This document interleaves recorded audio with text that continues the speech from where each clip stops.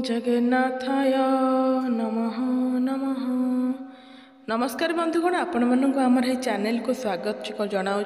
आज चैनल रे कुंभ राशि व्यक्ति विशेष मान बहुत बड़ गुरुत्वपूर्ण रही से आपण धैर्यर सहित ये भिडटी को शेष पर्यंत निश्चिंत भाव में देखु। आपणकर व्यस्त बहुल समय मध्यरु आपण निजपाई 10 मिनिट समय दिंतु एवं निजर भविष्य विषय रे जानतु। देखंतु एही वीडियो रे आपण माने सही 6 गोटी बड़ भविष्यवाणी विषय रे जानिबे जहा 2025 रे हेबाकु थिबा ग्रह मानकर गोचर हिसाब रे आपण मानकर जीवन रे निश्चिंत भाव में घटिबाकु जाउअछि एवं आपण लेखि रखंतु यह संपूर्ण भाव में सत्य अटे। आपणकर जीवन रे 2025 मसीह रे एही सब तारीख रे गुरुत्वपूर्ण घटना मान निश्चय भाव में घटिबो जहाँ आपणकर भाग्य एवं भविष्य को परिवर्तन करदेव। सर्वप्रथमे आपण मन समस्त को जानी रखिबा उचित कि समस्तंकर जन्म कुंडली अलग अलग होता है एवं पूर्व जन्मर कर्म अनुसार यही जन्मर कुंडली प्रस्तुत होता है। सेथिपाई आपणकर कुंडली अनुसार आपणकर जीवन रे जहाँ घटिबार थिबो ताहा निश्चय भाव में घटिबो, किंतु धर्मशास्त्र एवं ज्योतिषशास्त्र साहाय्य रे आपणकर भविष्य रे हेबाकु थिबा घटना विषय रे आगरु आपण जानिपारिबे एवं प्रतिकार मध्य करी किछिटा बड़ घटना को मध्य आपण छोट आकार रे करि परिबे। ताहा सहित ग्रह मानकर गोचर जहा समस्त ब्रह्मांड रे गोचर करुछंती से माने आम मानकर जीवन रे बहुत बड़ प्रभाव पकई थांती। किछि ग्रह मानकर गोचर राशि परिवर्तन शुभ फल देबा पई प्रतिज्ञाबद्ध होइथांती एवं किछि ग्रह मानकर गोचर अशुभ फल मध्य प्रदान करिथांती।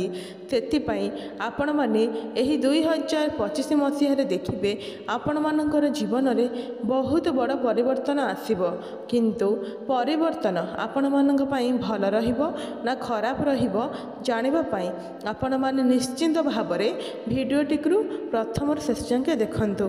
शेष पर्यंत देखिले आपण निश्चिंत भाव में जानिपारिबे जे कौन रही यही 6 गोटी बड़ भविष्यवाणी जहाँ आपण मानकर जीवन रे यही 2025 मसीह रे घटिबाकु जाउअछि। किंतु भिडियोटी को आरंभ करने पूर्वर जदि आपणकर भी कुंभ राशि होइथाए एवं आपण भी ईश्वर को सच्चा हृदय रे भक्ति करुथांती विश्वास करुथांती तेबे भिडियोटी को लाइक करी कमेंट बॉक्स रे जय शनिदेव अवश्य लिखि दियंतु। तेबे आसंतु सही 6 गोटी बड़ भविष्यवाणी विषय रे जानिबा जहाँ यही 2025 अनुसार आपणक जीवन रे निश्चिंत घटिबो, किंतु आपणकर ध्यान दे बुझिबार अछि कि केउं क्षेत्र रे एही परिवर्तन गुड़िक घटिबो। आपणकर शिक्षा क्षेत्र रे ना क्यारियर रे ना प्रेम संपर्क रे ना वैवाहिक जीवन रे ना आपणकर स्वास्थ्य रे। सेथिपाई आपण माने भिडियोटी को धैर्यर सहित देखंतु एवं बुझिबाकु चेष्टा करंतु। आमर एही कार्यक्रम आपणकर जन्म राशि चंद्र राशि उपर आधारित। देखंतु आपणकर कुंडली रे प्रथम भाव में शनि एवं शुक्र विराजमान अछंती। द्वितीय गृह रे राहु देव, चतुर्थ गृह रे देवगुरु बृहस्पति, षष्ठ गृह रे मंगल, अष्टम रे केतु एवं एकादश भाव में सूर्य विराजमान अछंती। तेणु सर्वप्रथमे प्रथम भविष्यवाणी विषय जानिबा। देखंतु आपणकर भाग्यर स्वामी होउछंती शुक्र जे कि आपणकर प्रथम गृह रे विराजमान अछंती, किंतु जनवरी मासरे आपणकर द्वितीय गृह को आसीबे माने आपणक कुंडलीर उच्चरे रहिबे। तापरे फेब्रुआरी रे मार्च एप्रिल मे जून मासरे जून मास पर्यंत बहुत भल स्थिति रे रहिबे। आपणकर द्वितीय गृह रे, तृतीय गृह रे, चतुर्थ गृह रे एवं पंचम गृह रे शुक्रंकर स्थिति बहुत भल होइथाए। तेणुकरी आपण देखिबे जून मास पूर्वर आपण किछि सुंदर जिनिष किंबा मनपसंदर जिनिष किछि आपण क्रय करि पारंती, किंबा जदि आपण कोनोसी जिनिष पूर्वर भाबिथिले एवं किनि पारु नथिले एही 2025 मसीह रे आपण निश्चिंत भाव में किनिबे। ଆପଣଙ୍କର ଗୃହରେ କିଛି ନା କିଛି ଶୁଭ ମାଙ୍ଗଳିକ କାର୍ଯ୍ୟ ନିଶ୍ଚିନ୍ତ ଭାବରେ ହେବ। ଆପଣ ଲେଖିକି ରଖନ୍ତୁ ଯେ କି ଏହି 2025 ମସିହାର ଜୁନ୍ ମାସ ମଧ୍ୟରେ ଆପଣ କିଛି ନା କିଛି ଖୁସି ଖବର ନିଶ୍ଚିନ୍ତ ଭାବରେ ପାଇବେ। ଆପଣ କିଛି ନା କିଛି ଶୁଭ ଫଳ ପାଇବେ ଏବଂ ସଫଳତା ମଧ୍ୟ ପାଇବେ। କାରଣ ଆପଣଙ୍କର କୁମ୍ଭ ରାଶିରେ ଶୁକ୍ର ବହୁତ ଭଲ ସ୍ଥିତିରେ ଅଛନ୍ତି। ଦେଖନ୍ତୁ, ଛୋଟ ଛୋଟ ଜିନିଷ ତ ଆପଣଙ୍କ ସବୁବେଳେ କିଣୁଛନ୍ତି, କିନ୍ତୁ ଏହି ବର୍ଷରେ ପ୍ରଥମାର୍ଦ୍ଧରେ ଆପଣ କିଛି ବଡ଼ ଜିନିଷ କିଣିପାରନ୍ତି। ଏହି 2025 ମସିହାର ଜାନୁଆରୀ ମାସରେ 6 ମାସ ପର୍ଯ୍ୟନ୍ତ ଆପଣମାନଙ୍କ ପାଇଁ ବହୁତ ଭଲ ଖାସ୍ ସମୟ ରହିଅଛି। ଏବେ ଆସନ୍ତୁ ଜାଣିବା ଦ୍ୱିତୀୟ ଭବିଷ୍ୟବାଣୀ ବିଷୟରେ। ଦେଖନ୍ତୁ, ଦେବଗୁରୁ ବୃହସ୍ପତି ଆପଣଙ୍କର ଚତୁର୍ଥ ଭାବରେ ମଇ ମାସ 15 ତାରିଖ ପର୍ଯ୍ୟନ୍ତ ରହିବେ। ତାପରେ ଆପଣଙ୍କର ପଞ୍ଚମ ଗୃହକୁ ଗୋଚର କରିବେ। ଗୁରୁ ଆପଣଙ୍କର ଧନ ଭାବର ଏବଂ ଲାଭ ଭାବର ସ୍ୱାମୀ ଅଟନ୍ତି। ତେଣୁକରି ଗୁରୁ ଆପଣଙ୍କର ପଞ୍ଚମ ଭାବକୁ ଯିବା ପୂର୍ବରୁ ଆପଣଙ୍କର ଆର୍ଥିକ ସ୍ଥିତିକୁ ମଜବୁତ ବନେଇକି ହିଁ ଯିବେ। ଆପଣମାନଙ୍କୁ ନବଗ୍ରହଙ୍କ ହିସାବରେ ବହୁତ ଜ୍ଞାନ, ବୁଦ୍ଧି ଏବଂ ବହୁତ ଅଧିକ ଦାୟିତ୍ୱ ଦେଇକରି ଯିବେ। ଦେଖନ୍ତୁ, ଯେତେବେଳେ କୌଣସି ଗ୍ରହ ରାଶି ପରିବର୍ତ୍ତନ କରେ, ମାନେ ଗୋଟିଏ ରାଶିରୁ ଆଉ ଗୋଟିଏ ରାଶିକୁ ଗୋଚର କରେ, ସେହି ପରିବର୍ତ୍ତନ ସମୟରେ ସେହି ଗ୍ରହର ଆଗମନ ସମୟରେ ଏବଂ ବିଦାୟ ସମୟରେ ଆପଣଙ୍କୁ ବହୁତ ଅଧିକ ଶୁଭଫଳ ପ୍ରଦାନ କରିଥାଏ।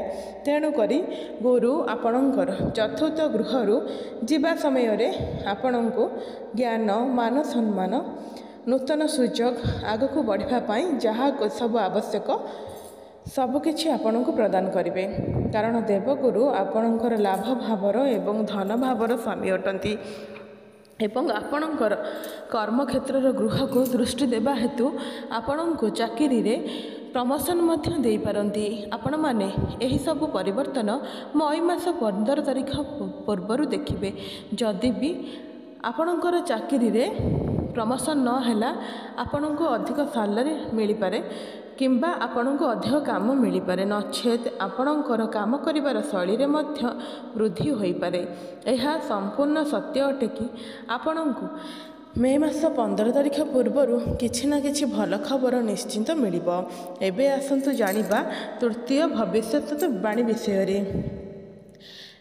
ଏବଂ ଏହା ଆପଣଙ୍କର ସନ୍ତାନ ଏବଂ ଶିକ୍ଷାକୁ ନେଇକି ଆଧାରିତ ହୋଇଅଛି। ଦେଖନ୍ତୁ, ଗୁରୁ ଆପଣଙ୍କର ପଞ୍ଚମ ଭାବକୁ ପୁରା ଗୋଟିଏ ବର୍ଷ ପାଇଁ ଆସିବେ। ମାନେ 2025 ମଇ ମାସ 15 ତାରିଖ ପରଠାରୁ ମଇ ମାସ 2026 ପର୍ଯ୍ୟନ୍ତ ଗୁରୁ ଆପଣଙ୍କ ଘରେ ପଞ୍ଚମରେ ରହିବେ। ଏହାର ଅର୍ଥ ହେଲା କୁମ୍ଭ ରାଶିର ଲୋକମାନଙ୍କର ସନ୍ତାନ ପ୍ରାପ୍ତି କରିବା ପାଇଁ ବହୁତ ହିଁ ଭଲ ସମୟ ଆସୁଅଛି। ଯେଉଁମାନେ ବି ସନ୍ତାନ ପାଇଁ ଚେଷ୍ଟା କରୁଥିଲେ, ସେମାନଙ୍କୁ ମଇ ମାସ 15 ତାରିଖ ପରେ ସନ୍ତାନ ସୁଖ ପ୍ରାପ୍ତି ହୋଇପାରେ। ଗୋଟିଏ କଥା ଧ୍ୟାନ ରଖନ୍ତୁ ଯେ ଆପଣ ଯଦି ସନ୍ତାନ ପ୍ରାପ୍ତି ହେବାରେ କିଛି ବି ସମସ୍ୟା ଦେଖୁଛନ୍ତି, ଆପଣ ଡାକ୍ତରଙ୍କ ସହିତ ପରାମର୍ଶ କରନ୍ତୁ। କାରଣ ଆପଣଙ୍କ ପାଇଁ ସନ୍ତାନ ଯୋଗ ବହୁତ ଭଲ ରହିଅଛି। କେବଳ ଆପଣଙ୍କର କର୍ମ ସାଥ ଦେଲେ ଆପଣ ନିଶ୍ଚିନ୍ତ ଭାବରେ ସନ୍ତାନ ସୁଖ ଭୋଗ କରିବେ। ଯେଉଁ ନବବିବାହିତ ଦମ୍ପତି ସନ୍ତାନ ପାଇଁ ପ୍ଲାନିଂ କରୁଛନ୍ତି, ସେମାନଙ୍କ ପାଇଁ ଏହି 2025 ମସିହାର ମଇ ମାସ ପରର ସମୟ ବହୁତ ଭଲ ଅଛି। ତା ସହିତ ଗୁରୁ ଆପଣଙ୍କର ପଞ୍ଚମ ଭାବରେ ବସି ଆପଣଙ୍କର ନବମ ଭାବକୁ ଦେଖିବେ। ସେଥିପାଇଁ ଆପଣ ଯଦି ବିଦ୍ୟାର୍ଥୀ ଅଛନ୍ତି ଏବଂ ଉଚ୍ଚଶିକ୍ଷା କରିବା ପାଇଁ ଚାହୁଁଛନ୍ତି, ଆପଣମାନଙ୍କ ପାଇଁ ବହୁତ ହିଁ ଭଲ ସମୟ ରହିଅଛି। ଆପଣଙ୍କୁ ମଇ ମାସ 15 ତାରିଖ ପରେ ଶିକ୍ଷା କ୍ଷେତ୍ରରେ ଉଚ୍ଚ ସଫଳତା ମିଳିବ। ସବୁଠାରୁ ବଡ଼ କଥା ହେଲା କି ଯେଉଁ ମାତା ପିତାଙ୍କର ସନ୍ତାନଙ୍କର ପାଠପଢ଼ାକୁ ନେଇକି ଚିନ୍ତିତ ଥିଲେ, ସେମାନଙ୍କର ଚିନ୍ତା ମଇ ମାସ 15 ତାରିଖ ପରେ କମିଯିବ। କାରଣ ଆପଣଙ୍କର ସନ୍ତାନ ଏହି ବର୍ଷ ଶିକ୍ଷା କ୍ଷେତ୍ରରେ ବହୁତ ଭଲ ସଫଳତା ପାଇବେ। ତା ସହିତ ଆପଣଙ୍କର ପଞ୍ଚମ ଭାବରେ ଦେବଗୁରୁ ବୃହସ୍ପତି ବସି ଆପଣଙ୍କର ନବମ, ଏକାଦଶ, ପ୍ରଥମ ଭାବକୁ ଦୃଷ୍ଟି ଦେବେ, ଯାହାଫଳରେ ଆପଣଙ୍କ ମନରେ ଦୟାର ଭାବନା ଆସିବ। ଆପଣ ନିଜର ଭୁଲକୁ ବୁଝିପାରିବେ ଏବଂ ସୁଧାରିବା ପାଇଁ ମଧ୍ୟ ଆପଣ ଚେଷ୍ଟା କରିବେ। ନିଜ ଭିତରେ ଆପଣଙ୍କୁ ଗୋଟେ ପରିବର୍ତ୍ତନ ଆଣିବା ପାଇଁ ଚେଷ୍ଟା କରିବେ, ଯାହା ଏହି 2025 ମସିହାରେ ଆପଣମାନଙ୍କ ପାଇଁ ସବୁଠାରୁ ବଡ଼ ଭବିଷ୍ୟବାଣୀ ରହିଅଛି। ଗୁରୁ ଆପଣଙ୍କ ବ୍ୟବସାୟରେ ବହୁତ ଅଧିକ ସଫଳତା ଦେବେ, ଆପଣଙ୍କର ଭାଗ୍ୟକୁ ବଦଳାଇ ଦେବେ। ଆପଣ ଲେଖିକି ରଖନ୍ତୁ ଯେ ମଇ ମାସ 15 ତାରିଖ ପରେ ଆପଣଙ୍କର ଭାଗ୍ୟରେ ବହୁତ ବଡ଼ ପରିବର୍ତ୍ତନ ନିଶ୍ଚିନ୍ତ ଭାବରେ ହେବ। ଏବେ ଆସନ୍ତୁ ଜାଣିବା ଚତୁର୍ଥ ଭବିଷ୍ୟବାଣୀ ବିଷୟରେ। ଦେଖନ୍ତୁ, ଶନି ଆପଣଙ୍କ ରାଶିର ବାହାରକୁ ଚାଲିଯିବେ, ମାନେ ମୀନ ରାଶିରେ ଗୋଚର କରିବେ। ଦୀର୍ଘ 2.5 ବର୍ଷ ପରେ ମାର୍ଚ୍ଚ ମାସ 30 ତାରିଖ ଦିନ ଶନି ଆପଣଙ୍କର ଦ୍ୱିତୀୟ ଭାବକୁ ମୀନ ରାଶିକୁ ଚଳନ କରିବେ, ଯାହା ଆପଣଙ୍କ ମନରୁ ଷ୍ଟ୍ରେସ୍କୁ ବାହାର କରିବେ।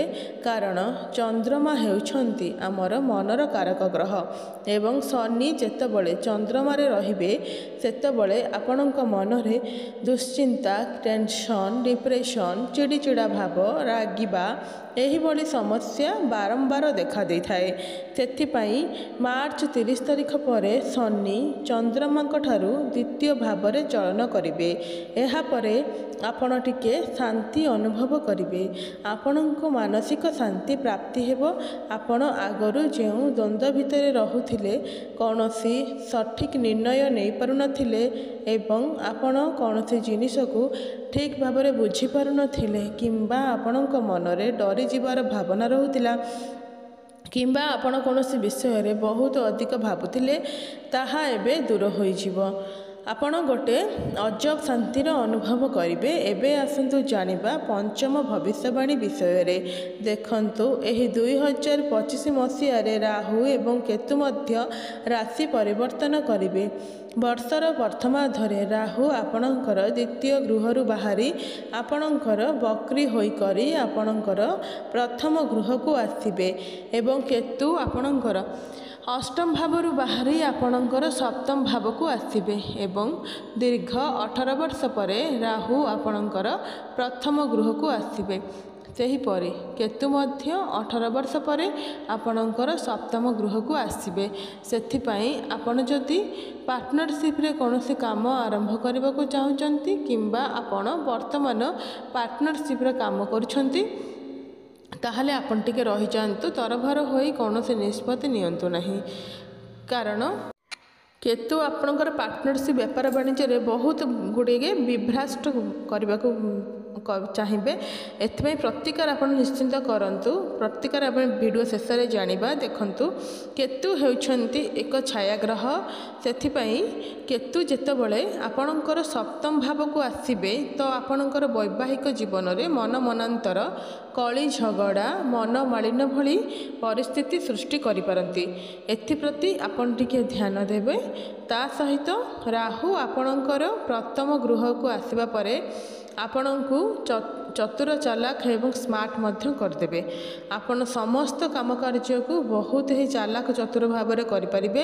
ଯଦି ଆପଣଙ୍କର ପ୍ରେମ ସମ୍ପର୍କରେ ଅଛନ୍ତି ତେବେ ସନ୍ଦେହ ଜମା କରନ୍ତୁ ନାହିଁ, କାରଣ ଦେଖନ୍ତୁ, ଚନ୍ଦ୍ରମାଙ୍କର ସହିତ ରାହୁ ଯେତେବେଳେ ଏକାଠି ହୋଇଯିବେ, ରାହୁ ଆପଣଙ୍କ ମଧ୍ୟରେ ବହୁତ ପ୍ରକାରର ସନ୍ଦେହ, ଦ୍ୱନ୍ଦ୍ୱ ଏବଂ ଭୁଲ ଭାଲ ଚିନ୍ତାଧାରା ଆଣିପାରନ୍ତି।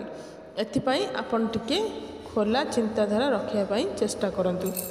ଦେଖନ୍ତୁ, ଶନି ଆପଣଙ୍କର ପ୍ରଥମ ଗୃହକୁ ଯିବେ ମାନେ ଆପଣଙ୍କର ଚିନ୍ତା, ରାଗ ସବୁକିଛି ଦୂରେଇ ଯିବ। ଆପଣଙ୍କୁ ମାନସିକ ଶାନ୍ତି ପ୍ରାପ୍ତି ହେବ।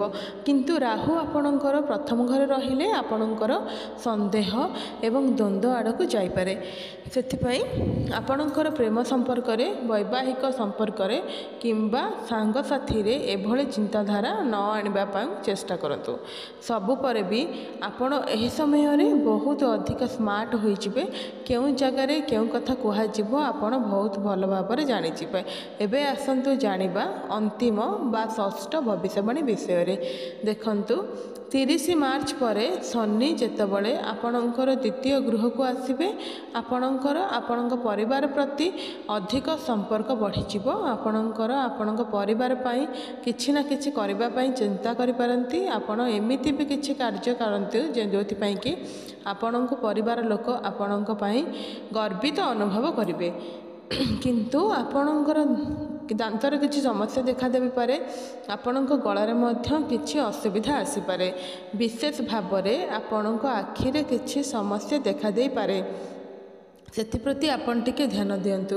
मार्च मास 29 तारिख पर आपणक बाणी रे मध्य ध्यान देबाक पड़िबो कारण शनि आपणकर भाषा को टिके कठोर करि पारंती सेति पई आपण केउ जगह रे केउ भली कथावार्ता करिवे टिके जग्गी रखि कहिबे सबु परे भी देखंतु शनि 7.5 रो तृतीय चरण मार्च मास 30 तारिख रु आरंभ हेबो एवं एही तृतीय चरण शुभाशुभ फल प्रदान करिथाय आपणकर कर्म अनुसार आपणको फल प्रदान करिथाय सेथिपाई आपणको चिंतित हेबार कौनसी आवश्यकता नाही।